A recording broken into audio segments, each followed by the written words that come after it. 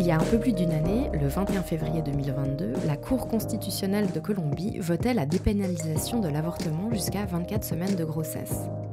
Le recours à une IVG n'était jusqu'alors autorisé qu'en cas de viol, de mise en danger de la mère ou si le fœtus n'était pas viable. Dans un article du Courrier, on pouvait alors lire que cette décision marquait une avancée majeure pour le mouvement féministe en Colombie. Mon invitée d'aujourd'hui connaît bien la Colombie puisqu'elle y est née et qu'elle en a également fait son terrain de recherche pour sa thèse de doctorat qui s'intitule Contemporary Fantasies of the Colombian Nation, Beauty, Citizenships and Sex. Bonjour Isis Giraldo. Bonjour et merci pour l'invitation. Merci d'avoir accepté. Vous êtes première assistante à la section d'anglais de la Faculté des Lettres de l'Université de Lausanne, où vous enseignez notamment la littérature nord-américaine. Et vous vous intéressez depuis plusieurs années à la façon dont les représentations véhiculent une conception limitée du monde dans lequel nous vivons. Peut-être avant d'entrer dans ces questions-là, avant d'entrer dans le cœur du sujet et de discuter de tout ça, est-ce qu'on peut se réjouir de cette nouvelle au sujet de la dépénalisation de l'avortement en Colombie ? Oui, bien sûr, on peut se réjouir, absolument. J'ai d'ailleurs pas mal pleuré quand la nouvelle est tombée. Mais il ne faut pas non plus être naïve, comme le renversement de Roe versus Wade aux États-Unis nous l'a montré tout récemment. Il est important de mentionner ici que la Colombie avait l'une des législations les plus strictes au monde jusqu'en 2006, quand on a adopté la loi permettant l'élargir à ces trois cas particuliers que vous avez mentionnés avant. Et c'est précisément ces changements de loi qui donnent vie à une résistance catholique très puissante et très bien structurée, qui s'est organisée d'ailleurs en suivant l'exemple et les tactiques déployées depuis fort longtemps aux États-Unis.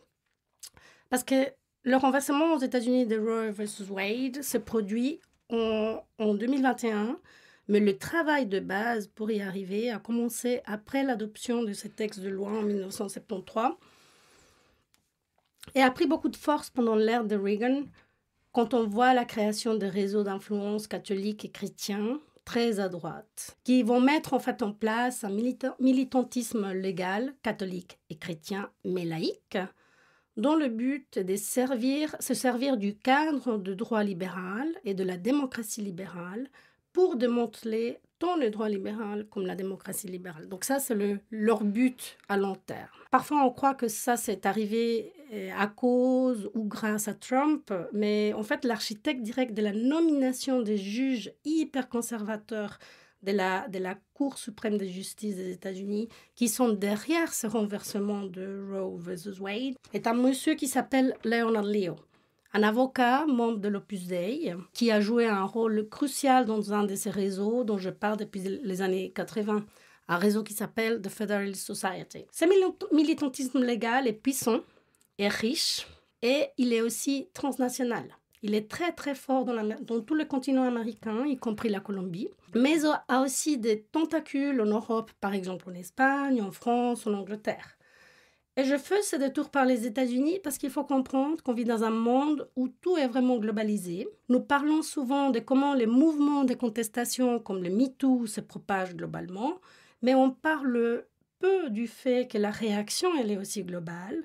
Elle est bien mieux organisée et bien mieux sponsorisée et très, très effective. Donc, il faut toujours avoir ceci dans l'angle des visions. Et est-ce que vous pouvez peut-être nous expliquer en quelques mots ce que c'est ce Roe versus Wade pour les gens qui ne seraient pas au courant ? Ça, c'est un cas qu'en 1973, en fait, c'est le changement de loi qui a rendu l'avortement légal aux États-Unis. Et puis pour ceux qui n'ont pas suivi la question, donc en 2021, ça a été renversé. Et ça, voilà, c'est vraiment un tremblement de terre. Mais c'est un tremblement de terre, justement, on ne peut pas dire que c'est souvent, comme on présente les choses dans les médias et dans le discours dominant, ça tombe de nulle part. Ou c'est juste très à court terme, comme si c'était justement l'effet de Trump au pouvoir. Non, ça date. Et puis, comme je le dis, c'est très organisé, c'est très structuré et ça ne va pas s'arrêter là. Alors ça va pas s'arrêter là et on va en reparler plus tard dans l'entretien. Mais avant ça, je voulais revenir un tout petit peu sur vous, sur qui vous êtes. Vous vous présentez comme une chercheuse, mais aussi comme une féministe non blanche engagée. Pourquoi est-ce que c'est important pour vous, Isis Giraldo, de vous présenter de cette façon et en quoi le fait d'être une femme, le fait d'être féministe, le fait d'être non blanche et le fait d'être engagée en quoi votre identité, en somme, a participé à la définition de vos intérêts de recherche? Ceci vient des traditions féministes de longue date. Tout d'abord, ces traditions contestent la fiction positiviste d'un sujet des connaissances désincarné qui flotterait dans l'espace et qui approcherait ces objets des connaissances en toute objectivité. Ensuite, ils avancent l'idée de prendre le propre positionnement du sujet des connaissances comme un point de départ pour approcher les objets d'étude ou les objets des connaissances depuis une perspective qui est à la fois située et critique. On ne va pas aller dans les détails, mais j'aimerais tout de même insister sur les faits, et ceci est très important dans le contexte francophone européen, de tradition intellectuelle française. Je ne veux pas dire que j'assume une approche à la production de la connaissance en fonction d'une identité personnelle unitaire et monolithique, soi-disant dans un sort de mouvement identitaire essentialiste. C'est très important. Ceci veut dire plutôt que mon parcours de vie en tant que femme, racialisée en Europe, mais qui passe par blanche en Amérique latine, parce que vous voyez, la question identitaire, elle est aussi dépendante des contextes, des classes moyennes, et qui s'est constituée en tant que sujet dans les frontières culturelles, linguistiques, sociales, intellectuelles, etc., ce parcours de vie me donne une perspective précise et que je prends cette perspective comme un point de départ pour faire un type de recherche qui porte un regard critique en opposition à un regard soi-disant neutre sur mes objets d'étude. Additionnellement, j'aimerais rajouter que dans la tradition anglo-américaine, qui est celle dans laquelle j'ai été formée, le féminisme blanc ou libéral a des horizons épistémologiques et politiques divergents de ceux de féminisme noir qui émergent dans le contexte états-unien, qui sont très proches des féminismes décoloniaux, qui eux émergent dans le contexte de l'Amérique latine. Donc quand je rends explicite mon positionnement en tant que féministe non libérale et non blanche, je prends avec moi et j'affiche ce bagage intellectuel à la croisée des féminismes noirs et décoloniaux comme étant des points de repère pour ma démarche scientifique. C'est d'ailleurs mon propre positionnement à cheval entre les frontières que, dans une certaine mesure, a guidé mon choix en ce qui concerne la recherche. J'ai fait mon doctorat dans un département d'anglais, dans une université européenne francophone, mais j'ai choisi de me pencher sur des objets dans un contexte hispanophone et extra-européen. J'ai travaillé sur les médias des masses et la culture dominante colombienne. Et vu mon positionnement à la fois proche et distant vis-à-vis de la Colombie, car j'y ai grandi, mais je suis devenue adulte en Europe, me donner un point de vue privilégié sur certaines choses de la culture colombienne et de l'histoire colombienne qui m'ont toujours interpellée et qui m'ont affectée, moi, personnellement, et ma famille, et puis mon entourage. Donc, il y a beaucoup de personnel dans la voie de recherche que j'ai choisie, car elle relie plusieurs des préoccupations qui m'ont accompagnée en grandissant en Colombie et qui m'accompagnent toujours à l'heure actuelle. Par exemple, la question de la féminité, le patriarcat, la hiérarchisation sociale, le catholicisme en tant que projet politico-religieux, le politique. Et ce n'est pas la politique ou les politiciens et les politiciennes, mais le politique. Et c'est ainsi que j'ai atterri, après avoir passé par la littérature ici à Lausanne et par la linguistique en Angleterre, dans les Cultural Studies, qui ont émergé au Royaume-Uni, qui sont hétérogènes par définition et qui explorent le rapport entre pouvoir et culture. Et cette position que vous revendiquez, est-ce que c'est quelque chose que vous thématisez dans vos recherches? Est-ce qu'il y a une forme de réflexivité? Absolument. Ma réflexion intellectuelle, je la vois comme une sorte d'exercice méta-épistémologique. Parce que je suis constamment en train de remettre en question comment ma propre vision du monde est en train de me donner un angle très précis d'accès à ces objets d'étude. Et justement, vous nous disiez que vous vous intéressiez au rapport entre culture et pouvoir dans une vision assez large. Et quels sont concrètement ces objets auxquels vous faites référence? Quels sont ces objets sur lesquels vous travaillez? Et puis, qu'est-ce qui vous permettent de montrer de la société colombienne contemporaine? Ok, alors on va commencer par les objets. Alors, je me suis penchée sur 3 objets très hétérogènes, mais qui sont connectés explicites et implicitement. C'est-à-dire qu'il y a des rapports intertextuels entre ces objets. Ces objets font partie d'un champ de lutte pour la reproduction symbolique de la réalité sociale qui est finalement élucidé au niveau de la sphère politique. Et c'est des objets hétérogènes, comme j'ai dit. Alors, vu leur hétérogénéité, on peut les appeler comme des textes culturels. Ce n'est pas des textes dans le sens propre du terme, mais ils prennent du sens dans leur contexte culturel et temporel de production et de circulation. Et du coup, on peut les lire comme des textes, mais les lire dans leur contexte. Ces objets sont, premièrement, une telenovela que j'ai choisie parce qu'elle était un objet culturel paradigmatique d'une période. La période de la Colombie marquée par Álvaro Uribe, qui a été président de la Colombie pendant 2 périodes, mais très très important en Colombie pendant les 2 premières décennies du XXIe siècle. Cette telenovela, en fait, était une allégorie des conflits entre la Colombie et le Venezuela au moment où elle passait à la télévision en 2010. Et cette telenovela a considérablement contribué à l'intensification de ces conflits entre les 2 pays et entre Álvaro Uribe et Hugo Chávez à l'époque, président du Venezuela. Deuxièmement, j'ai choisi une série de reportages, d'articles de presse et des événements médiatiques autour d'une femme noire et politicienne de gauche, Madame Piedad Córdoba, qui a joué un rôle important avec l'ancien président du Venezuela, on y revient, dans le processus de négociation avec les FARC. Donc cette femme, Piedad Córdoba, est devenue pendant toute la période d'Álvaro Uribe Vélez l'objet d'une campagne nationale de persécution et de dénigrement d'une virulence époustouflante qui mettait en évidence des choses importantes vis-à-vis du contexte culturel, social et politique de la Colombie au XXIe siècle.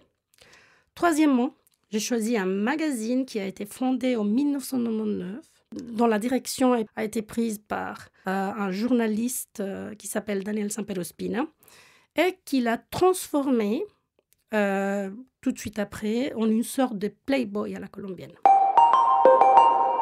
Et donc ce magazine, ce Playboy à la colombienne qui s'appelle SOHO, pour Solo para Hombres, seulement pour les hommes. Vous l'avez dit, il a été publié entre 1999 et 2020. Mais vous intéressez à une période très précise. C'est la période qui court entre 2001 et 2015. Et c'est justement la période durant laquelle le magazine est dirigé par Daniel Samper Ospina, c'est ça ? C'est ça, ouais. Alors, pourquoi est-ce que... peut-être que vous pouvez nous dire en 2 mots qui est ce Daniel Samper Ospina, pourquoi vous vous intéressez à lui et pourquoi vous vous intéressez précisément à la période durant laquelle il a dirigé SOHO. Alors, Daniel Samper Ospina est membre d'une famille très puissante colombienne dont les origines peuvent être tracées aux hidalgos de la période coloniale, qui a eu... cette famille a eu plusieurs présidents, a mis plusieurs présidents. Son arrière-grand-père, d'ailleurs, Daniel Samper Ortega, a été directeur de la Bibliothèque nationale de Colombie entre 1931 et 1938 et a joué un rôle majeur dans un grand projet de diffusion du livre dont le but de former les classes paysannes dans les valeurs de la modernité. Pas si lointain de ce que Daniel Samper Ospina avait comme but avec son magazine SOHO. Donc la période de SOHO sous sa direction m'intéresse parce que c'est en partie grâce à l'énorme pouvoir réel et symbolique de ce monsieur, un pouvoir qu'il tire de son positionnement en plein cœur de l'élite politique, économique et culturelle de la Colombie, qu'il a réussi à convertir un produit de consommation, le magazine, en un projet culturel de grande signification, notamment vis-à-vis de la construction de la féminité dans la Colombie urbaine du XXIe siècle. En tant que projet, donc pas que produit, mais en tant que projet, je lis SOHO comme ayant effectué une intervention socioculturelle paradoxale qui, d'une part, a renouvelé les mœurs de la bourgeoisie à laquelle Samper Ospina lui-même appartient, car il a ressignifié la nudité publique des femmes des classes moyennes et supérieures comme étant classiques à la place des vulgaires. Et puis, donc, tout ça est traversé par la question des classes sociales. Et puis, il faut aussi se rappeler qu'on est dans un contexte hautement catholique et hautement traditionnel. La Colombie est le pays où le catholicisme a été le plus fort. Ça, c'est dû à la manière comme comme toute son histoire s'est développée depuis l'indépendance au début du 19e siècle. Donc le catholicisme est très, très, très puissant en Colombie jusqu'à maintenant, en fait, encore maintenant, quoi. Donc, il a réussi à ressignifier ça. Mais d'autre part, ce qu'il a réussi aussi à faire, c'est de renforcer le patriarcat. Parce que tout l'univers symbolique de Soho est très marqué par un antiféminisme très ouvert, mais surtout par une grande, grande misogynie qui a été d'une certaine manière naturalisée par les magazines pendant les presque 15 ans de direction de Soho. Parce que ce qu'on n'a pas dit, c'est que c'est un magazine qui est très lu et très commenté en Colombie. Il est extrêmement lu en Colombie. En fait, en 2012, il devient le deuxième magazine le plus lu en Colombie, après TVI Novelas. Donc c'est vraiment quelque chose de très puissant. Pas seulement ça, c'est les types de marques qui affichaient leur publicité chez Soho et qui, en fait, intégraient dans leur publicité le sexisme brut, parfois violents, avec leur marque. Donc, ils étaient d'accord, par exemple, Renault, qui acceptait d'intégrer toutes ces représentations sexistes et des violences symboliques vis-à-vis des femmes dans leur publicité. Donc ça, c'est le type de pouvoir que le magazine avait. Donc en fait, ce que Sampere Ospina a fait avec Soho, c'est qu'il a mis la Colombie à la page au sujet d'un phénomène global et propre à la culture de la consommation du capitalisme tardif, qui se joue autour de la formulation contemporaine de la figure de la femme nouvelle, qui serait une sorte de narcissiste professionnel, où toute l'existence des femmes doit tourner autour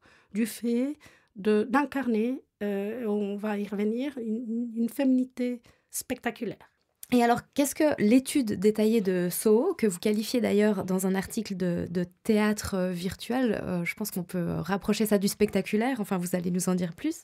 Donc qu'est-ce que l'article détaillé de Soho vous a permis de montrer, notamment par exemple au sujet de la construction de normes de genre, quels sont peut-être les idéaux ou les canons véhiculés par ces productions? Mon étude détaillée de Soho m'a permis de montrer plusieurs choses. Tout d'abord, que plus qu'un objet tangible qui était simplement échangé et consommé, ce magazine a opéré pendant la période Sampere Ospina comme un spectacle qui dépassait les limites matérielles fixées par le support lui-même pour devenir une scène que j'ai qualifiée, comme vous l'avez dit tout à l'heure, justement de théâtre virtuel, où un certain nombre de performances variées s'est déroulées. Il s'agissait de performances de genre, un premier axe, de la part de la liste interminable des femmes de diverses professions, tranches d'âge et niveaux de célébrité qui ont accepté de poser gratuitement pour un magazine commercial. Donc il y a des modèles très très réputés qui acceptaient de jouer le jeu de manière gratuite, alors qu'eux, ils faisaient de l'argent de ça.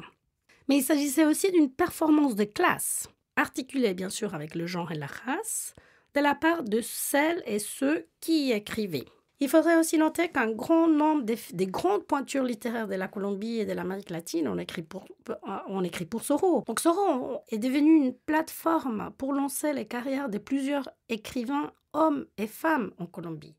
Puis c'est très intéressant aussi parce que, par exemple, les femmes écrivaines, elles étaient aussi, quand elles avaient le capital corporel, elles étaient invitées à poser nues pour la revue. Et elles acceptaient parce que c'était la manière de pouvoir lancer leur carrière d'une certaine manière. Donc, est-ce que ça veut dire qu'il y a aussi une forme de complicité féminine? Ah, total, absolument, absolument. Et ils étaient complètement complices de ça. Et c'est en lien avec précisément ce que je disais tout à l'heure, comment Soho était en train de mettre à la page la Colombie dans un phénomène global dont on va parler tout à l'heure. Alors, j'ai aussi montré que malgré le fait que le genre était en effet le signifiant primordial de l'univers des représentations du magazine, celui-ci était imbriqué avec la question de la classe sociale et de la race, et on va y revenir. Au sujet de la masculinité, j'ai pu constater qu'il y avait deux types de masculinité qui étaient en concurrence dans le magazine. Le premier, le plus évident, était celle du métrosexuel, constituée autour d'une préoccupation très marquée par l'apparence. Ce qui fait tout à fait sens, puisque Soho était un magazine commercial de style de vie qui était explicitement destiné aux hommes des classes supérieures, et donc il était rempli de publicités cherchant à pousser à la consommation aussi en lien avec l'apparence de ces hommes qui le lisaient. Mais le plus important, le deuxième type de masculinité qu'on trouve, qui était en opposition directe à celle du métrosexuel, car elle n'était pas structurée autour de la consommation des biens matériels, mais autour de la production et de la consommation d'idées et de cultures. Et cette masculinité-là est la plus importante chez Soho. Ce deuxième modèle de masculinité était incarné par la majorité d'écrivains hommes qui ont fréquemment contribué au magazine, et il était aussi ouvertement et fièrement incarné par Daniel Sampello Spina. Alors ces écrivains et Sampello Spina lui-même s'est vanté régulièrement de leur laideur, soi-disant laideur, leur calvitie, leur grosseur, leur maladresse. Et donc il s'est positionné, il s'est construisé à eux-mêmes une sorte d'anti-héros sexuel, où le corps n'importe pas. Ce qui nous intéresse pour l'homme, c'est la création intellectuelle. Une chose que j'ai aussi constatée, c'est que malgré son titre, le magazine était aussi explicitement destiné aux femmes. Même si on les désavoue, puisque, comme vous l'aviez dit tout à l'heure, Soho est l'acronyme en espagnol des seulement pour les hommes. Et au sujet de la féminité, là, par contre, il y avait un type très très clair. Le modèle de femme promue par le magazine était celui d'une femme incarnant, je l'avais dit tout à l'heure, une féminité spectaculaire, c'est-à-dire une femme canon dont le corps est un projet de vie presque, plus important que son projet professionnel, et un corps qui a été discipliné, dans le sens de Foucault, et travaillé soit par l'exercice physique, soit par la chirurgie plastique, souvent par les deux. Donc finalement, j'ai montré que Soho a mainstreamisé dans la Colombie urbaine du XXIe siècle le post-féminisme, lequel on peut grosso modo définir comme un phénomène et un discours sur la féminité où la féminité spectaculaire devient un trait définitoire de la subjectivité féminine et où les femmes internalisent le regard masculin pour devenir les agents de leur propre chosification sexuelle. Donc elles ont complètement intégré en fait Absolument, ces normes. Absolument. C'est une internalisation. Il y a Laura Mulvey qui parlait dans les années 70, dans ses analyses des films, de la male gaze. Donc c'est le regard masculin. Donc là, on n'a pas un male gaze qui est externalisé. Là, c'est un male gaze qui est internalisé. Donc on est vraiment dans des schémas d'opposition binaire où l'homme est intellectuel et la femme, elle doit être belle, même si elle est professionnelle, parce qu'il faut être professionnel aussi.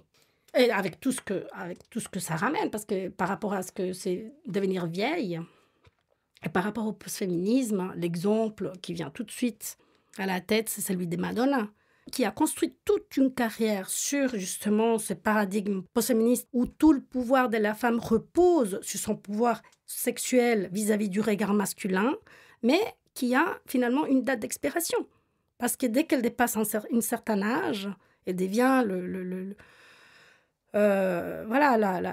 clown de la scène, d'accord ? Et au sujet de Madonna, donc elle s'est en fait pliée au jeu de la domination masculine, en quelque sorte, puisqu'elle tente à tout prix de rester jeune. Absolument, parce que c'est l'injonction dans laquelle on est mise. Et puis on peut prendre le même exemple avec Shakira, dans la dernière telenovela, en temps réel, de sa rupture avec Piqué, qui l'a abandonnée pour une femme beaucoup plus jeune qu'elle, bien sûr. Et puis elle essaye de se montrer comme « non, je suis encore jeune ». Donc on est mise, donc ce discours post-féministe, justement, met une pression sur les femmes, parce que c'est un discours où, justement, le pouvoir des femmes est surtout dans les sphères sexuelles. Donc si on est canon, on a du pouvoir. Mais dans le fond, alors ce que vous décrivez, ce régime très hiérarchisé de représentation avec des hommes qui sont dominants et des femmes qui sont dominées, est-ce que c'est pas dans le fond une propagande qui dit pas vraiment son nom, ou de la propagande qui dit pas son nom ? Le terrain de la représentation est le terrain de la rhétorique, donc de la persuasion, qui est aussi, bien sûr, le terrain de la propagande. Soho avait un schéma systématique de représentation très dénigrant des classes populaires et des personnes noires. Donc, ce n'est pas seulement par rapport à cette hiérarchisation en genre, mais aussi par rapport à la hiérarchisation sociale et raciale. Et ceci, d'ailleurs, signale la double intrication de l'univers de la représentation dans le sens général. D'un côté, la représentation dérive du contexte social. Le mépris des couches sociales inférieures et des personnes noires est commun dans les contextes urbains colombiens. Mais d'un autre côté, il construit et renforce les normes et les logiques hiérarchisantes du contexte social.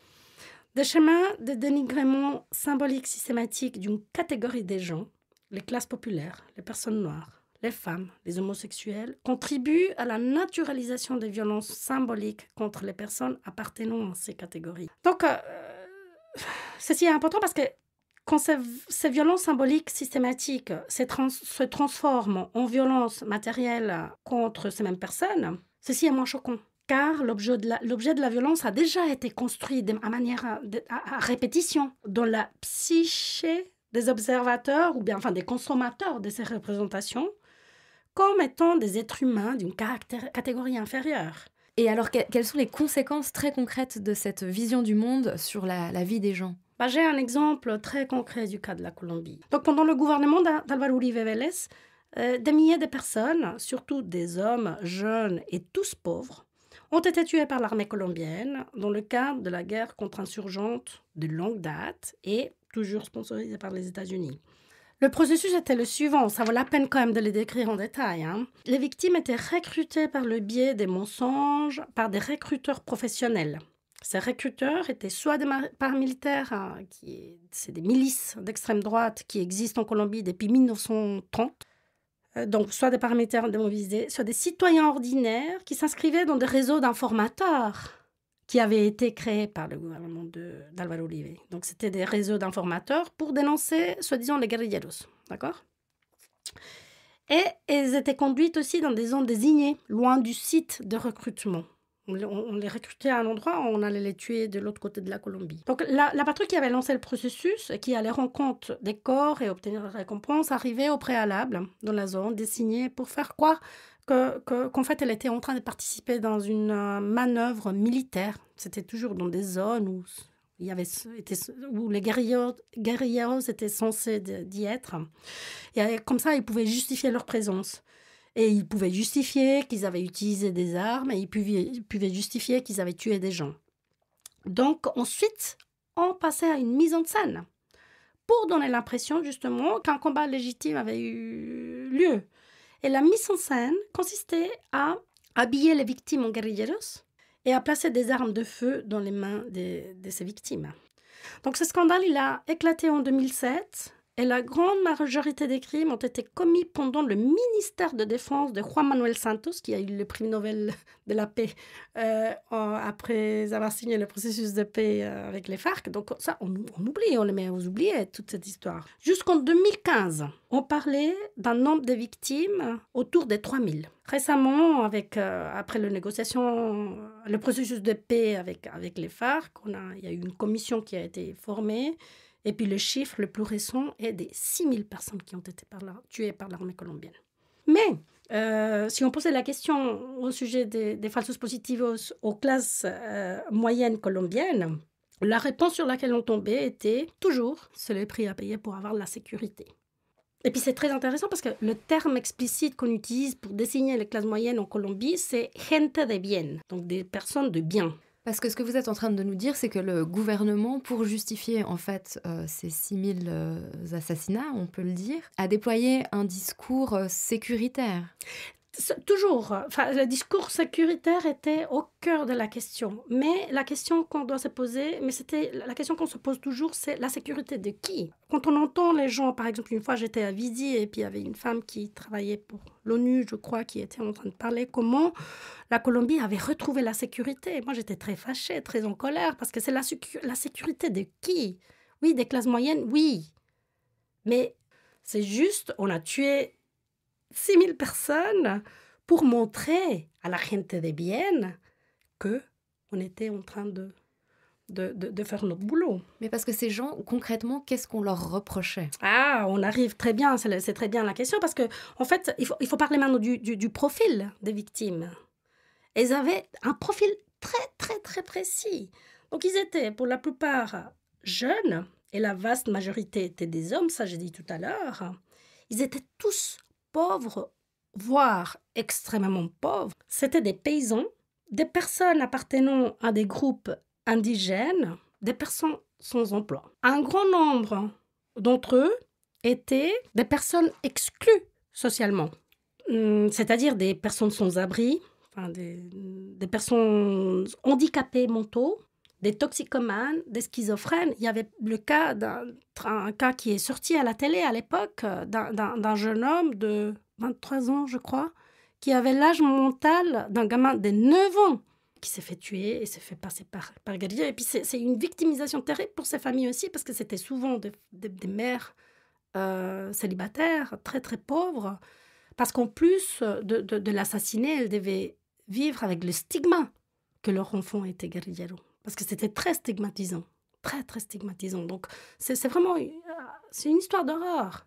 Donc, quand on fait c'est l'analyse de la typologie de ces victimes, on peut dire que ces falsos positivos, ces victimes, n'étaient pas des personnes productives depuis les perspectives capitalistes et développementalistes qui sont très ancrées dans l'imaginaire de la Colombie urbaine. Et alors, elles n'étaient pas des gente de bien. C'était autre chose. C'était plutôt des desechables. Et puis ça, c'est un mot qu'on peut traduire en français comme des jetables. Et c'est très intéressant parce que, en fait, le terme desechable était le terme courant en Colombie bien entré le 21e siècle, pour désigner des personnes sans domicile fixe. Et les pratiques de nettoyage social ont été historiquement courantes en Colombie. Pas jusqu'à maintenant, quoi. Ça, on peut le lire comme juste un épisode en plus de ce que c'est la pratique du nettoyage social. Donc, le fait que dans l'espagnol vernaculaire de la Colombie existent des expressions telles que gente de bien, d'une part, et desechable, d'autre part, signale qu'en effet, l'espace social est structuré de manière hiérarchisée, où l'on trouve des personnes humaines et des personnes choses, ou des humains ou des sous-humains. Et par le même biais, seulement les personnes humaines, c'est-à-dire la gente de bien, sont les vrais citoyens. C'est-à-dire que c'est eux les seuls qui ont le droit à réclamer des droits. Et ça montre aussi la force des mots, finalement. Absolument. Absolument. La force de mots aussi dans la construction de l'imaginaire, de ce qui compte. Et donc ces mots dont vous parlez et qui structurent la vision du monde et la façon dont le monde doit ou devrait fonctionner selon certaines personnes, on peut les rattacher peut-être aussi à la façon dont les gens sont éduqués. Et quand on a préparé cet entretien, vous m'avez parlé du concept de la pédagogie de la cruauté. Est-ce que vous pouvez nous dire de qui vient ce concept et surtout comment est-ce qu'il vous est utile pour vos analyses ?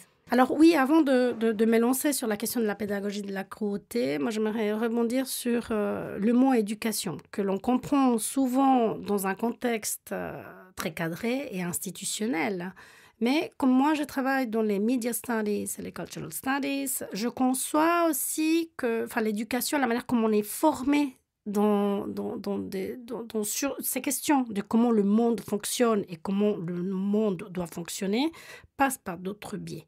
Et c'est pour ça que je m'intéresse à ces productions culturelles qui sont finalement très puissantes parce qu'elles sont consommées et discutées au large de la société.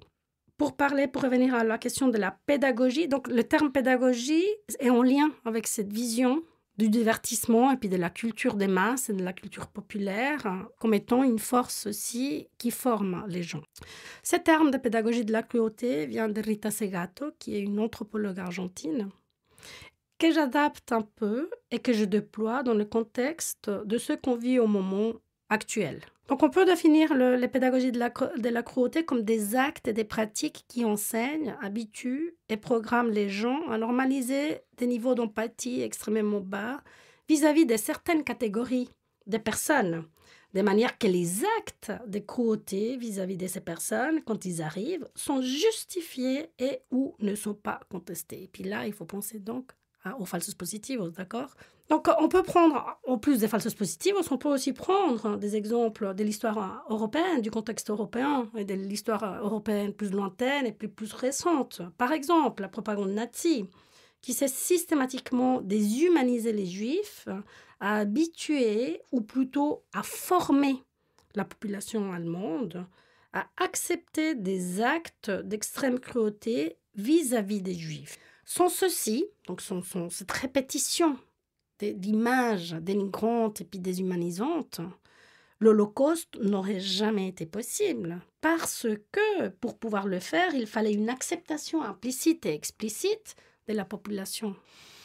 Un deuxième exemple, plus récent et qui contraste, est la criminalisation des actes d'empathie et des solidarités envers les migrants illégaux en Europe. Dans l'Allemagne nazie, on a encouragé et on a légalisé l'anéantissement total des personnes juives. Et dans certains pays de l'Europe contemporaine, on punit également les gestes de solidarité vis-à-vis des migrants non blancs et extra-européens. Ça, c'est quelque chose qui a notamment été révélé par la guerre en Ukraine, finalement. Absolument, qui a été complètement mise en exergue par la guerre en Ukraine. D'ailleurs, aux États-Unis, il y avait une journaliste qui disait, voilà, ça, c'est pas des migrants comme les autres, c'est que c'est des gens comme nous. C'est des blancs, c'est des chrétiens. Et ça, c'est des mots qui ont été explicitement dits. Donc, quand on voit ces stratégies, donc ces deux stratégies-là sont analogues, parce que je parle du nazisme, là, et puis de la criminalisation de la solidarité. C'est des stratégies analogues, car elles encouragent la cruauté, directement ou indirectement, en punissant des actes d'empathie vis-à-vis de certaines catégories de personnes. Donc, l'outil conceptuel de pédagogie de la cruauté nous permet également d'aborder des débats contemporains dans la sphère publique, où les secteurs qui défendent un ordre social hiérarchisé se donnent à la tâche d'utiliser certains termes pour démoniser le fait de remettre en question les injustices sociales, raciales, des genres et sexuelles. D'accord ? Donc, c'est à nouveau, on est dans la question c'est la rhétorique, c'est le langage. Et comment le langage nous aide, ça devient un filtre pour lire le social. Donc, la liste de ces termes en anglais est longue. Et outre que l'idéologie ou la théorie des genres, donc la théorie des genres était très populaire en 2012 avec la Manif pour tous en France. Après, l'idéologie genre a été utilisée surtout dans des contextes en Amérique latine, en Espagne. Donc, on trouve d'autres termes dans cette liste. Je ne sais pas si on ne parle pas beaucoup de ça dans les contextes francophones. Donc, il y a snowflake, virtue signaling, social justice warrior, the culture of victimhood, critical race theory, grievance studies et plus récemment woke. Et alors ce terme de woke que vous venez de prononcer, on en entend beaucoup parler en Europe depuis une année et demie environ. Et à l'origine, il est plutôt employé dans un contexte militant. Et puis la droite américaine s'en est emparée pour le détourner de son sens premier.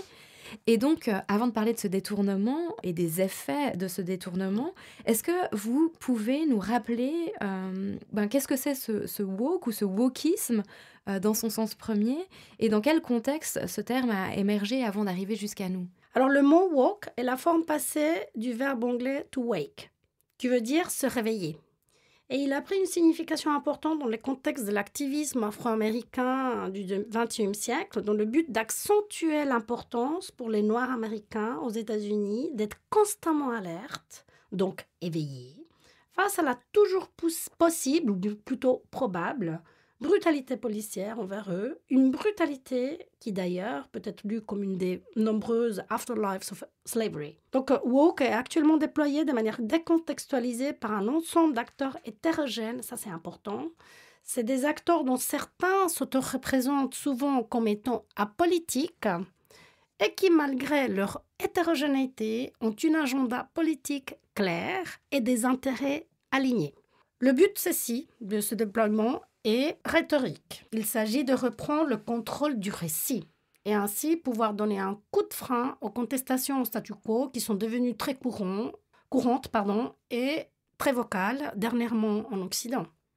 Comme je l'ai dit, ces acteurs sont hétérogènes et incluent des groupes catholiques et chrétiens, des politiciens conservateurs et libéraux, et des figures scientifiques séculaires et ultralibérales de taille mondiale comme Steven Pinker, qui est un professeur à Harvard en psychologie évolutionniste et qui joue depuis longtemps un rôle d'intellectuel public à échelle globale. Mais quand on fait une lecture minutieuse de comment et dans quel contexte le terme « woke » est utilisé par ces acteurs, on voit l'émergence d'un schéma. Il fonctionne comme un terme générique pour désigner tout ce qui est en lien avec un regard minimum critique vis-à-vis du statu quo. Donc, non seulement le terme a été entièrement décontextualisé et dépouillé de sa signification originale, sinon qu'il a été ressignifié comme un terme d'abord dérisoire, ensuite dénigrant et ensuite dénonciateur. Et c'est ici où l'on peut voir tout de suite que plusieurs des termes de la liste dont je vous ai parlé tout à l'heure, y compris woke, fonctionnent comme des synonymes. Donc, virtue signaling est utilisé pour sous-entendre que celles et ceux qui dénoncent des injustices le font dans une performance de virtuosité, comme pour se vanter d'être moralement supérieur. Snowflake est une métaphore utilisée pour signaler les personnes qui dénoncent ou se plaignent des traitements injustes comme des personnes qui manquent de résilience. Social Justice Warrior est utilisé pour caricaturiser et dénigrer celles et ceux qui parlent de justice sociale. Et tout ceci nous conduit aux horizons d'intérêts politico-sociaux partagés par ces acteurs dans leur grande hétérogénéité. Une opposition farouche aux analyses historiques et une défense acharnée d'une organisation sociale hautement hiérarchisée où il y a forcément des gagnants et des perdants, des dominants et des dominés, et qui dériverait, selon eux, de l'ordre naturel des choses.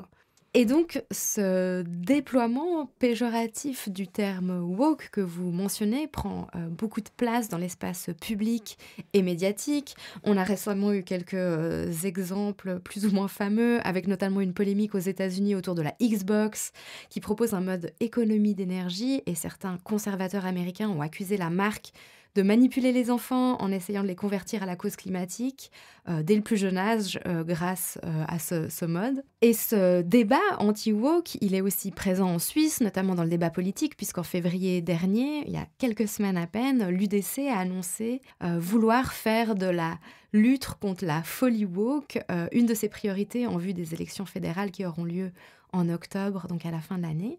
Parmi d'autres choses, l'UDC propose notamment de supprimer les bureaux de l'égalité, peut-être qu'on en reparlera. Et le magazine de la RTS Mise au Point a fait un sujet sur cette question le 5 février, dont je vous propose d'écouter un extrait et on va en discuter juste après. L'UDC en ordre de bataille pour les élections de cet automne, avec un nouveau thème prioritaire pour la Suisse, lutter, je cite, contre la terreur du genre et la folie woke.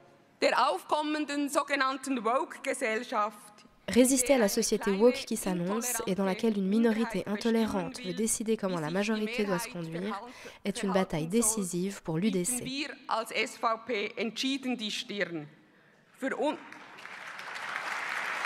Devant un public qui boit du petit lait, la Saint-Galloise veut notamment bannir les bureaux de l'égalité, l'écriture inclusive et les toilettes non genrées. Izzy Giraldo, vous avez entendu cet extrait. Comment est-ce que vous lisez ces débats au regard de vos recherches ? Alors, il y a plusieurs choses à remarquer ici et elles sont toutes liées. Commençons par l'UDC qui parle de folie woke, où le terme folie fonctionne de mode analogue au terme idéologie quand celui-ci est compris dans sa définition traditionnelle des fausses consciences. Ceci a un but rhétorique très précis. Placer le mot woke dans le domaine de la contre-vérité et recadrer le débat dans le contexte de la propagande de la guerre froide. Mais l'UDC utilise aussi le terme « la terreur du genre ».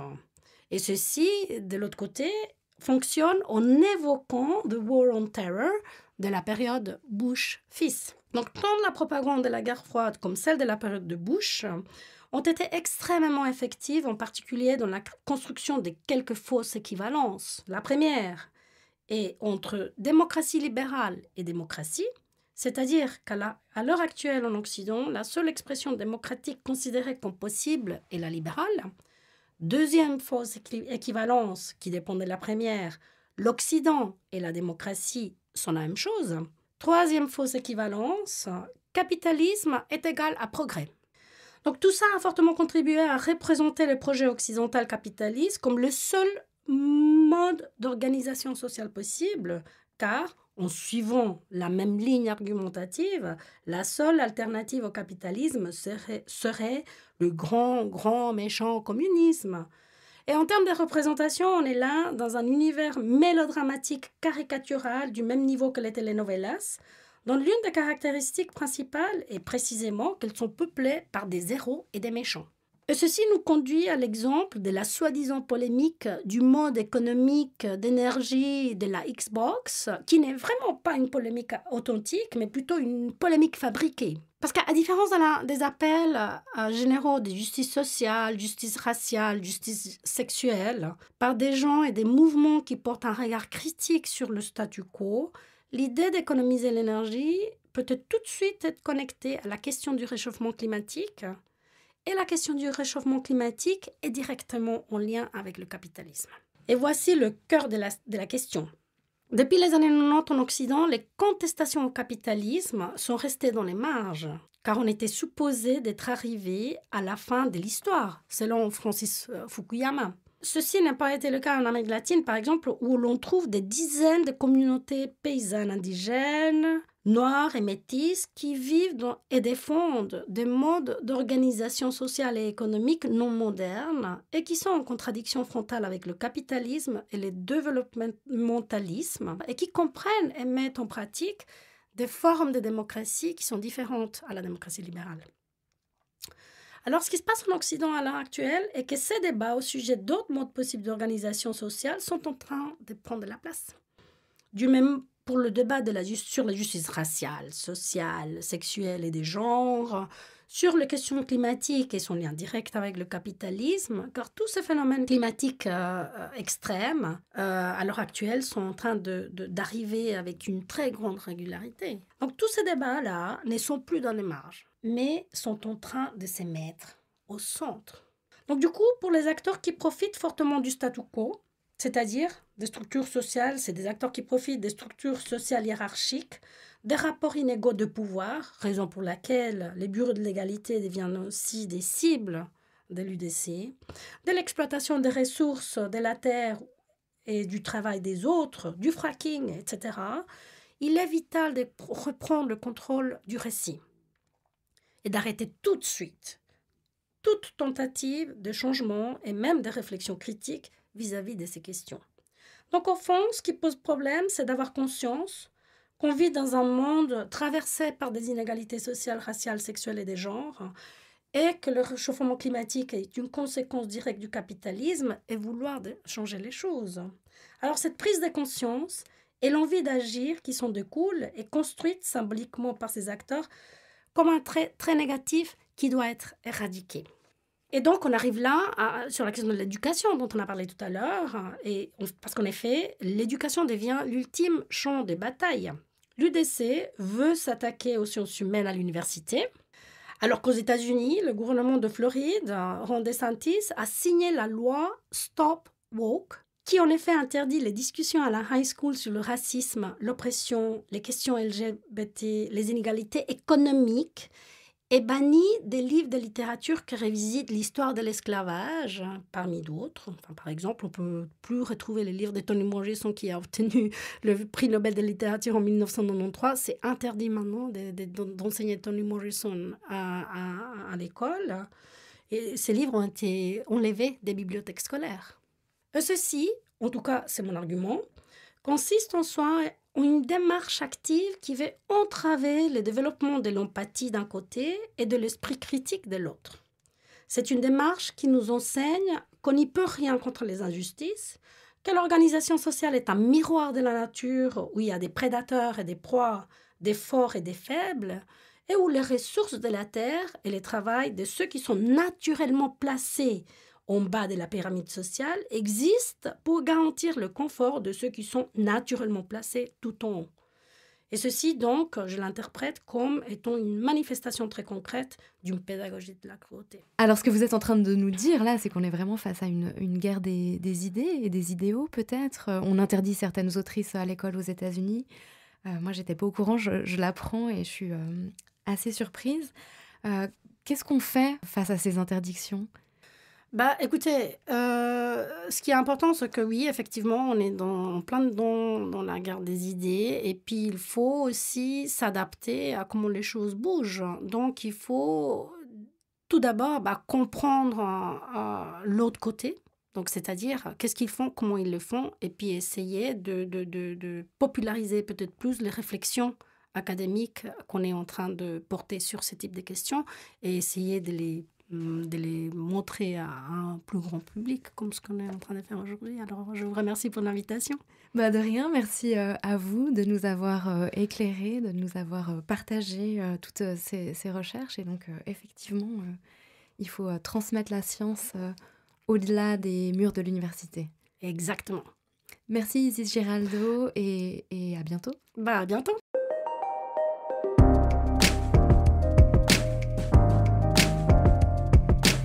Merci à Isis Giraldo, première assistante à la section d'anglais de l'UNIL, pour sa disponibilité. Et merci à vous d'avoir écouté cet entretien. On se retrouve bientôt pour un prochain podcast avec une chercheuse ou un chercheur de la Faculté des Lettres de l'Université de Lausanne.